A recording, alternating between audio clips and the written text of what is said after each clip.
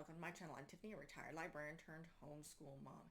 And in this video, we're going to be looking at this film. So, this is the 2000 Mulan. I have a hard time calling this a live action remake because it's not a remake at all, really. The stories, this, compared to this, have very, very little to do with each other, with the exception of the name of the main character and the idea that she takes her father's place to become a warrior and fight an enemy fighting Imperial China. That's about it. There's nothing else. Nothing else in common. In this story, you have a young girl by the name of Mulan who lives in a, and again, I'm not an expert on Chinese history, Chinese culture, Chinese architecture. I'm sure there's dozens of people who criticized this when this came out and talked on this. Not my area of expertise, but she lives in a village compound in northern China. And of course, here comes my first problem. She mentioned she has too much qi, which makes no sense, even to a layperson like me. Qi is life force. Everybody has qi. You can't have too much qi. It's not a magical thing. But in this film, which is very much more of a fantasy epic film than the animation, which was very much a human story. And there is no real magic, minus Mushu being Mushu. That's the only magic really in the animation.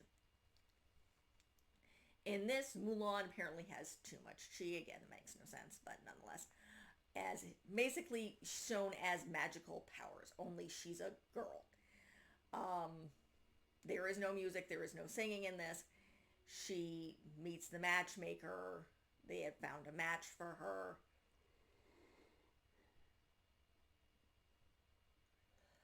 But she messes up trying to protect her sister from a spider.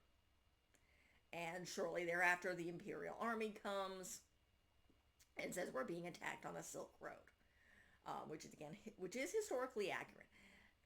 There, however, is a witch woman and sorceress that's involved that can transform, and she's helping them, and she can transform, or at least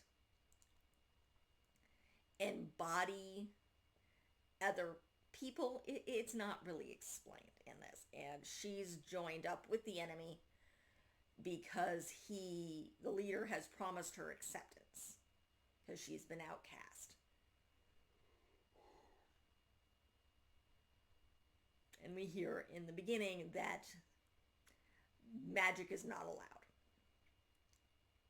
in the Imperial Palace or in Imperial China.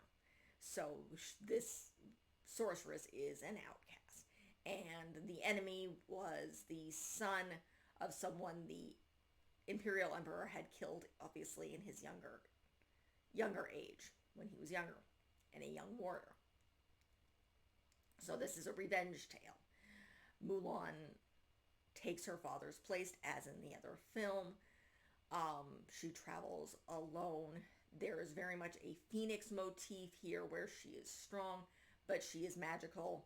She trains, pretends to be a man. They don't do the cutting hair thing because apparently long hair in men was normal. Sorry, it's 9:17 at night. It's been a long day. So, but she trains with them. They see how this army is annihilating everyone. They go into battle. Somehow she is separated from them and interacts with this witch and survives this woman technically killing her because she's binding her chest here. So she has more layers than she would normally. And it's also implied it's magical. And this woman tells her that she can't accept her full power because she's hiding it, i.e. she's pretending to be a man. So she has this whole scene where she's taking off her chest armor, she's letting her hair down, she saves her battalion in battle. There's fog, they can't see her. And she saves their lives, and then they're being attacked by a trebuchet by the enemy. They're throwing flaming rocks at them. She sees the fact that they're backed up to a mountain covered in snow. She realizes she can get them to use the trebuchet against themselves by setting off an avalanche. So she goes behind them, shoots some arrows, makes them think that there's enemy behind them. They shoot a flaming rock. It does a avalanche. She goes and saves her own people. She reveals herself as female. She's banished. She then has an interesting conversation with the magical woman, and this woman tries to get her to join her, and she's like, no, it's my job to the emperor. And this woman pretty much tells her, it's like, all of this is a ruse. The leader is already gone down the Silk Road. He's attacking the Imperial City. So she goes to her old battalion and convinces them to follow her. And they accept her because of her honor. Because she did offer to have herself killed in dishonor. And they didn't. And they're like, show your face again and we will kill you. But now she's risked her life again, and one of her fellow soldiers who trusts her gets everyone else to trust her as well. To all the people that she... And it's like, if you believed her as this soldier, why can't you believe her now? So they follow her. Big running scene, big blonde hair blowing behind her. This is very much a fantasy film. And they go, and at this point, they have tricked the Imperial Emperor and his guard to come out of the city with the offer of a duel. It's a trap. Obviously, this city is emptied. Their battalion goes in. They go into battle with the soldiers that are there, and she gets to the Imperial Palace, but all she finds is the sorceress. And the sorceress basically tells her what's going on, and leads Mulan to where the Emperor is. She is then killed when she transforms into a hawk by the leader who she betrayed, and she dies in Mulan's arms. Mulan goes in, fights this guy, loses her sword, because he's going to kill the Emperor. He's killed all the guy's guards. Most of his guys are gone. All of his guys are gone as well. And she fights him without a sword, and then she's about to rescue the Emperor, but this guy's alive because he's fallen down to the ground, and he's going to shoot an arrow. He shoots an arrow. The Emperor saves himself, then throws the arrow for Mulan to kick and somehow get into this guy's chest. Again, this is very fantasy. This is an epic female-centered fantasy where Mulan is magical.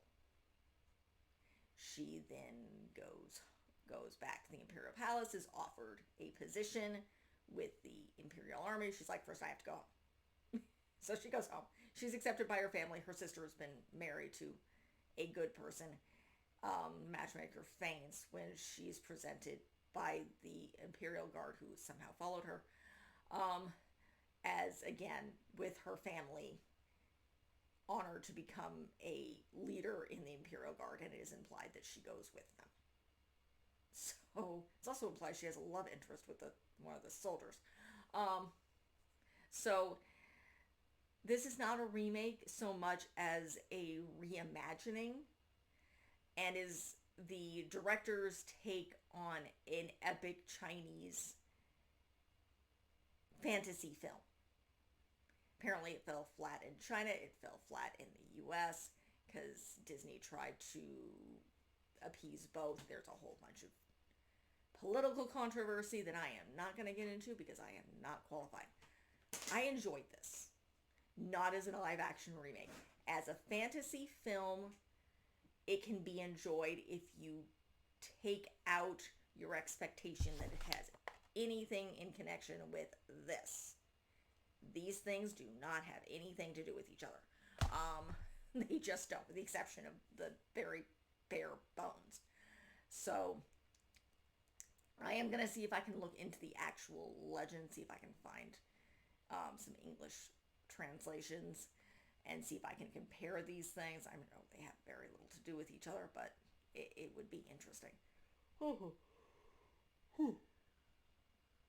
Morning. Again, it's 9:13 at night. I went to a used book sale and was up at like 6 a.m. and I have a kid, so that's where I was this morning. So I am very, very tired. But nonetheless, as a epic fantasy film, this is actually very good.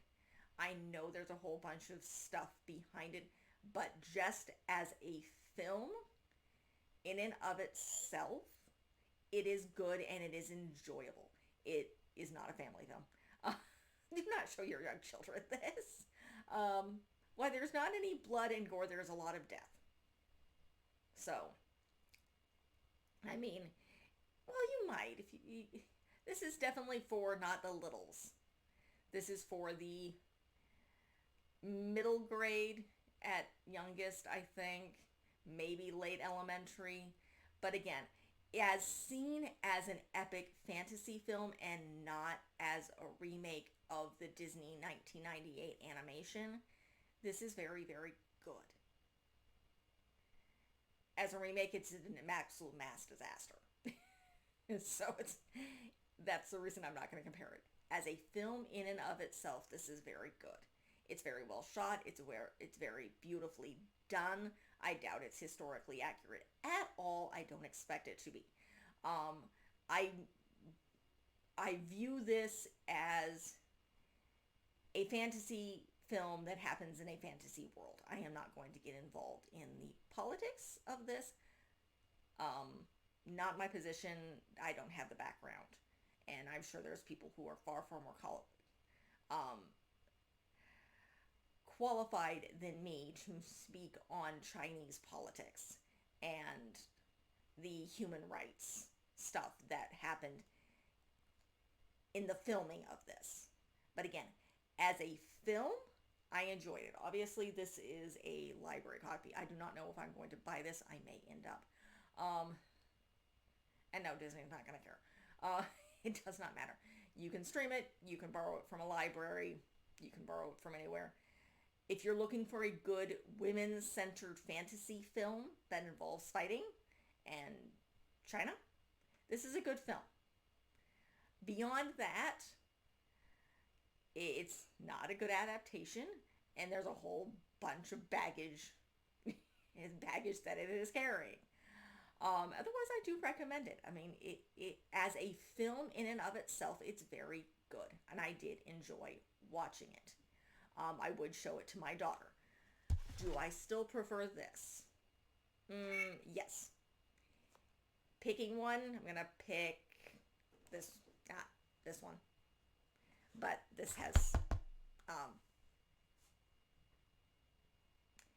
well, I saw it in theaters with my sister, so there's connection there. I enjoyed this. I'm not going to dump on it. It is a great fantasy epic film. It is not a good adaptation, and I keep repeating myself. So I'm going to end this here. My cat wants out. It is 9:17 at night on the 15th of February. You guys will be seeing this in May. So check out the rest of my reviews. I am going to be reviewing the animation's already been done. You guys will have posted this before that. I am going to be reviewing this. We'll see. This is Mulan 2. We'll see. It's on the list. You guys will see this the fall next week after this comes out. And then we are going to do Raya and the Last Dragon to see how that is. We will get to Moana at a later date. and check out the rest of the tales that I have of Chinese, and I think it's mostly sticking with Chinese mythology, and this cat is getting irritated. So check out the rest of the channel. I am doing princesses this year in 2025. I've already done Cinderella and Beauty and the Beast and The Princess and the Frog in the past. I am doing Cinderella again, just because there's a lot of Cinderella. So, and I am doing in depth. I've already done Frozen, Brave. We did The Lion King, because again I did The Princess and the Frog in the past, and The Little Mermaid. So, and I think I'm doing more in depth, more Cinderella next month. So check out the rest of the channel and join me for Princesses in 2025. Thank you.